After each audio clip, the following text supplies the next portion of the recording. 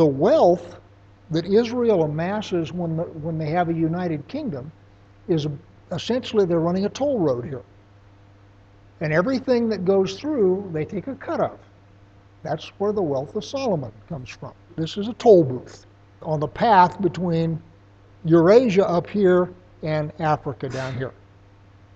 Now, first thing that happened is over 1,000 years, 1,500 years, you get Hebrews planted all over the place and they take their books with them. The next thing that happens, and this is sort of broad overview of History 101, the Greek conquest under Alexander the Great.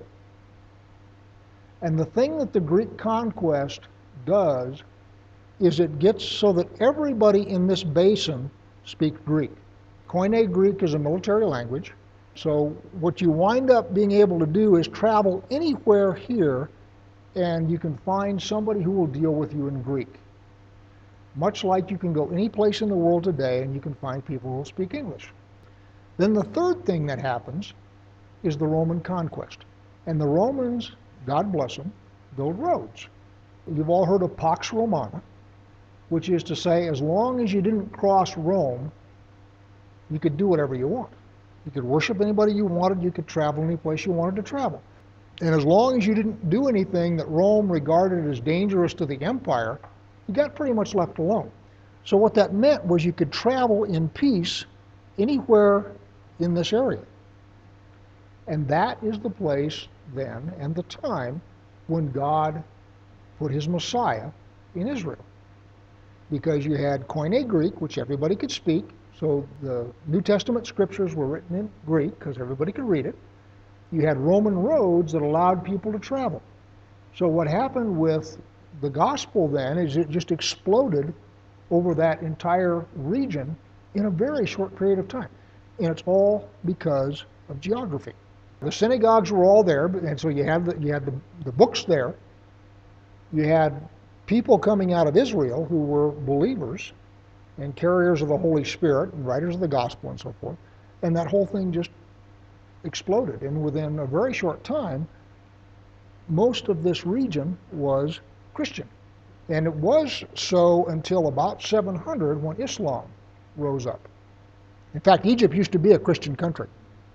So anyway, that's sort of a broad overview. As I say, you've got the Mediterranean Sea here, you've got the Great Arabian Desert here. Israel then becomes a highway or a choke point for both trade and military expansion. So now you have trade routes. And I'm going to show you two iterations of this. You had the Mediterranean, you have the Black Sea, you got the Caspian Sea, you got the Persian Gulf over here. These are your major trade routes starting from which is right there on the Persian Gulf, across the Fertile Crescent, down through Israel and over to Egypt. You've also got the Silk Road that comes around the Caspian Sea and goes up through Tibet and China, India, so forth. There's a lot more trade routes there than this particular one depicts. Notice that you've got two major routes. You've got the Way of the Sea, which goes basically along the coast through the pass at Megiddo. The pass at Megiddo is right there, up through Damascus, and then either up to Aleppo up here or over here to Mari, and then down, depending on which way you want to go. But you see the tracks in the desert, talking mostly camel caravans there. So now let's look at the next slide, which is routes in Israel. A couple of things of interest here. This goes on up here to Damascus, so the Way of the Sea comes down through the sea and goes through the pass at Megiddo here, up to Damascus, down to Egypt. You also have this way that comes across the Negev and hooks up with what's called the King's Highway. And the King's Highway starts down here at Elat, which is the northernmost point of the Red Sea. So again, it's a seaport. So you've got a seaport down here, and then you have this route that runs up the ridge in what's now Jordan, and on again up to Damascus.